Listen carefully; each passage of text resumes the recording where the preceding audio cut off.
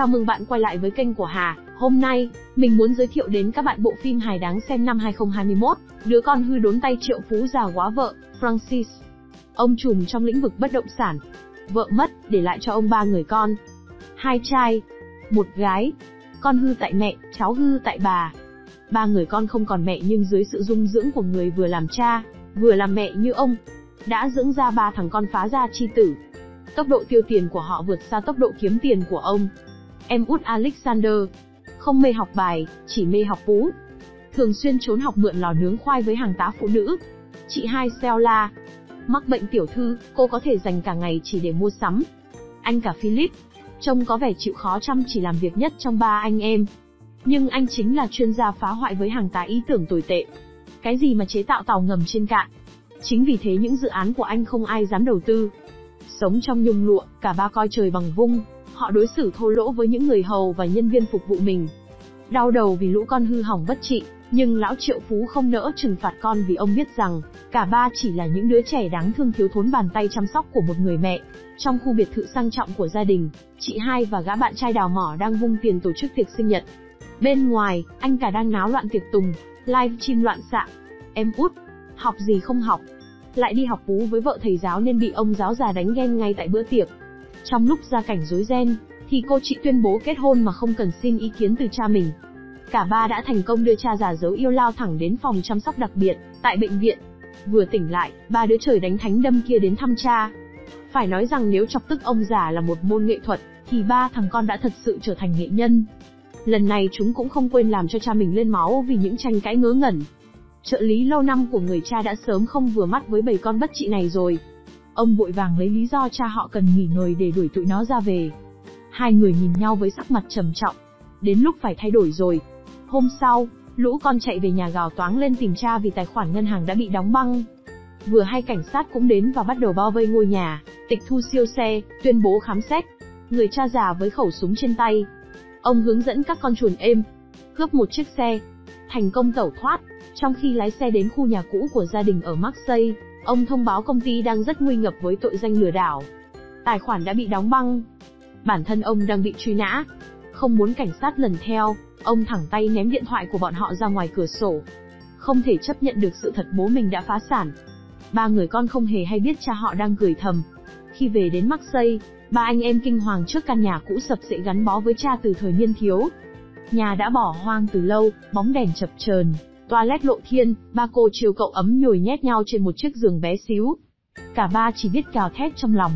Lúc này, không còn đồng nào trong túi, bọn họ chỉ còn cách nhai tạm miếng bánh mì qua bữa. Ăn xong, tỷ phú tuyên bố bây giờ các con phải tự lực cánh sinh, dựa vào sức mình để kiếm tiền. Ông đã nuôi họ cả đời, bây giờ đã đến lúc họ phải nuôi ông. Sáng sớm tinh mơ, ông bố phá sản hăm hở gõ xong gọi lũ con lười biếng dậy. Đã đến lúc ra đường kiếm sống. Vì đang bị truy nã, ông chỉ có thể ở nhà sửa chữa nhà cửa. Lúc này, cô chị vẫn chưa từ bỏ được căn bệnh tiểu thư của mình. Cô loay hoay trang điểm trong nhà vệ sinh bẩn bựa. Gái dùng ít nước hoa để xua đi sự nặng mùi của ông anh nặng ký. Đang hì hục thả bom lộ thiên bên cạnh. Rong ruổi nửa ngày trời, cậu út quyết thử vận may của mình tại một công trường xây dựng. Nhưng thay vì dành việc anh lại dành cơm với những người công nhân. Cô chị Stella không nghĩ ra được ý tưởng gì hay ho, đành mượn tạm điện thoại của một ông chú ở chợ Tám cạn tiền với gã bạn trai. Anh cả tìm gặp bạn cũ, người luôn ủng hộ các ý tưởng của anh. Để hỏi mượn ít tiền thì bị từ chối thẳng thừng. Hắn cũng không quên hét thẳng vào mặt anh, rằng đã quá chán ngấy với những dự án ngu ngốc. Cuối ngày, hai anh giai thất thiểu về nhà, không xu dính túi. Mọi người trông chờ cô chị có thể mang được chút thức ăn gì về. Đúng thật là cô nàng có mang đồ về nhưng không phải đồ ăn mà là đồ hiệu. Cô mua được từ việc bán chiếc đồng hồ cổ của cả gia đình. Đang cơn nguy khó, người giúp việc của gia đình đã đến mang cho họ một ít đồ đạc. Thông báo rằng nhà hàng nơi họ đang làm việc đang tuyển người. Chị hai có thể thử vận may ở đó. Ngày hôm sau, Stella đến nhà hàng và được nhận vào làm nhân viên thử việc. Cô ấy phải vật lộn để làm những việc mà từ nhỏ đến lớn cô chưa phải động tay bao giờ. Các khách hàng khiến cô phát điên vì những đòi hỏi hết sức vô lý. Họ cho rằng họ ở đẳng cấp cao hơn. Đúng cái kiểu mà cô đã từng đối xử với những người hầu trong nhà mình. Ở đó cô bất ngờ khi học được cách mà họ sẽ đáp trả lại những người khách kênh kiệu kia. Anh cả đến một trung tâm tìm kiếm việc làm. Dù chưa có kinh nghiệm hay bằng cấp gì ra hồn, anh vẫn yêu cầu một công việc lương cao và phải có xe riêng đưa đón. Rốt cuộc, anh cũng tìm được một công việc có xe riêng. Đó là tài xế xe đạp đưa đón khách du lịch qua các con dốc của thành phố thơ mộng. Anh chàng nặng cân khá khó khăn khi xoay sở với công việc này, nên phần lớn khách hàng của anh ta đều bị anh chàng đối thủ tóm gọn. Lúc này, trợ lý của người cha đến và mang cho ông một ít tôm hùm. Lúc đầu ông không muốn chạm đến vì muốn đồng cam cộng khổ cùng con. Về sau, không chống lại được sự cám dỗ, người cha cũng đồng ý tận hưởng bữa ăn. Thật không may, con út lười biếng thay vì ra ngoài tìm việc lại đang ngủ nướng ở nhà. Anh chàng phát hiện cha mình với một đĩa đầy vỏ tôm hùm. Vì không có kinh nghiệm sống, anh dễ dàng tin rằng cha anh mình đã tự đánh bắt được. Đó là món quà do thiên nhiên ban tặng. Cuối ngày, anh cả và chị hai mang ít tiền về. Thấy cậu em út chỉ biết ngủ lì trên võng, cả hai tức giận không muốn chia sẻ thức ăn với ông thánh ngủ ngày. Không sao, cậu sẽ tự đi tìm quà tặng từ thiên nhiên. Sau khi ra ngoài tìm ăn quả dại, không đỡ đói bụng còn thêm đau bụng, anh đành đồng ý công việc giúp cha sửa nhà. Khi cùng ăn tối, qua cuộc trò chuyện cùng các con, người cha vô tình biết được cô con gái đã từng rất biếng ăn, con út đã từng đi tù, còn anh cả nằm viện 2 tuần vì viêm phúc mạc, trong lúc ông bận đi công tác ở Nhật. Người cha nhận ra mình đã dành phần lớn thời gian cho công việc, mà quên đi các con mình. Ông đã cung cấp quá nhiều tiền bạc và quá ít tình yêu cho con mình. Ngày hôm sau, anh cả cuối cùng cũng cảm thấy mệt mỏi vì bị cướp khách liên tục. Anh lao vào định choảng nhau với đối thủ.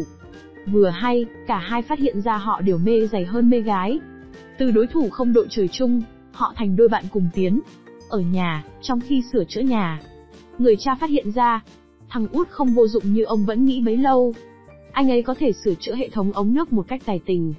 Thì ra lúc ở trường, muốn chơi khăm thầy hiệu trưởng, anh đã mất 2 tháng trời để nghiên cứu làm sao nối ống chất thải với vòi hoa sen của ông thầy khó tính. Bây giờ, cô chị cũng quen dần với công việc mới, cô khiêm tốn hơn, bắt đầu làm quen và học hỏi được nhiều điều từ những người bạn mới. Anh cả cũng được anh bạn cùng ngành chỉ cho một số mẹo để làm việc hiệu quả hơn, cả hai vui vẻ cùng nhau kiếm tiền. Một ngày nọ, gã bạn trai đào mỏ của cô chị xuất hiện tại nhà. Hắn thông báo với người cha hắn đã biết bí mật của ông. Vừa hay, Stella về. Hắn bèn nói dối với cô rằng hắn đã bán hết tài sản để cứu gia đình cô. Không muốn lũ con biết được sự thật, người cha chỉ đành im lặng. Khi trở về nhà, gã khốn tìm mọi cách để kết hôn với Stella. Cảm động vì hắn đã cứu gia đình mình, cô chị liền đồng ý kết hôn với hắn. Lo lắng con gái mình kết hôn với một gã trai tồi tệ, sau nhiều lần đắn đo người cha quyết định thú nhận hết tất cả mọi chuyện. Ba anh chị em rất buồn vì cha chưa bao giờ dành đủ thời gian để hiểu hết bọn họ. Họ dọn ra ngoài và tự mình kiếm sống. 9 tháng trôi qua, Triệu Phú Già không nghe tin tức gì về các con ngoại trừ số tiền hàng tháng mà họ gửi cho ông.